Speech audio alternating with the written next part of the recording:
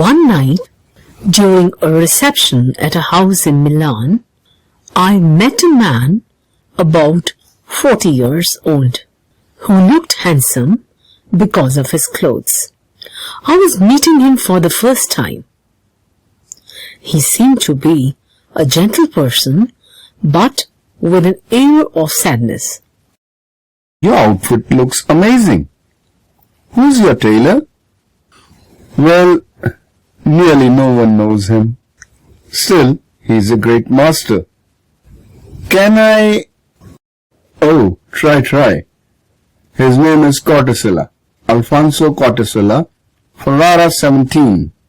He'll be expensive, I imagine. I believe so, but I swear, I don't know. He made me this suit 3 years ago, and still, he hasn't sent me the bill. Cortesilla via Ferrara 17. Did you say so? Exactly. Excuse me. The author found the house at Via Ferrara 17. Come in. I got your address from a person I met at a reception party. I could not get his name though. But I must say, the outfit you made for him was worth praising. I want you to make a suit for me. Have you liked this grey wool? Oh, yes, nice. Let me take your measurements. I'll come to your house for the fitting. How much would the stitching cost? Oh, no hurry. What a nice man. Why am I feeling uneasy after meeting him? I had no wish to see him again. But now the suit has been ordered, and after 3 weeks it will be ready. It's perfect. Rather a masterpiece. I don't know why. I don't feel like wearing it. As a rule, the author doesn't put anything in the right pocket of his jacket. In the left one, the author keeps his card. At office, the author put his hand into the right pocket and noticed something. He took out the piece of paper. He got astonished as it was a 10,000 lire note. Is it the tailor's bill? Is it a counterfeit note? No, it must be Cortesilla's. He may have put it into my jacket. I should write a letter to Cortesilla. It is his money, not mine. The author slips his hand into the pocket again. His fingers touch another piece of paper. Is there anything wrong, sir? Do you feel ill? No, it's nothing. Maybe I am a little tired. You can go now, dear. I wanted to dictate a letter, but we'll do it later. Let me try third and last time. It is something mysterious. I can't believe it. It is just like a fairy tale. The author went home and shut the doors and the blinds hurriedly. He began to take out the notes one after another very quickly. His pocket was never empty.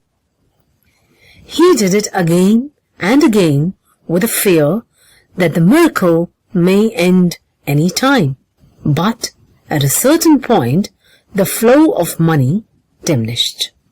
He put the money in arranged piles at the bottom of an empty old trunk. There were 58 million lire. The next day, he woke up after the maid arrived. He slept in bed wearing a suit. The maid asked him to take off the suit so that she could give it a brushing. I have to go out immediately. I don't have time to change. On the street, he was continually feeling his pocket through his raincoat. He could feel the paper money, but an incident dampened his joy. There was news of a bank robbery in the morning papers. The amount of the loot was 58 million lire. It struck the author. Is there a connection between my sudden wealth and the theft that had happened almost at the same time? Is it foolish to think so? I want to get richer. And the same evening, he set to work again. This time, it was 135 million. The next morning, he ran outside to get the newspaper. A terrible fire, which had begun in a warehouse, had half destroyed a building on the main street, via San Clara. The fire destroyed the safes having more than 135 million in cash. 2 firemen were also killed. Now I know where the money in my pocket comes from. Crimes, blood, and death. But why should I blame myself? I won't stop. Soon, he bought a huge villa, bought some paintings, drove around in big automobiles, left his firm for reasons of health, traveled through the world with wonderful women. He knew whenever he drew money from his pocket, something painful happened in the world. But still, he continued. He tried to contact the tailor, but nobody knew his whereabouts. One morning, in the building where he lived for many years, they found that a 60-year-old retired woman had killed herself because she had mislaid her monthly pension of 30,000 lire, which she had collected a day before. Enough, enough. I have to get rid of the jacket. I'll destroy it. He arrived at a valley in the Alps. He left the car at a grassy clearing and started towards the forest. He reached the rocky ground and set the bewitched jacket on fire between 2 huge boulders. But as the flames were dying out, he heard a human voice. Too late, too late. He turned around, but he saw no one. He was happy that the jacket was not with him any more. He was free at last, and rich luckily. But his car was not at the grassy clearing. And after he returned to the city, he saw his villa had disappeared. In its place, there was a field with a notice, municipal land for sale. There was no money left in his saving accounts.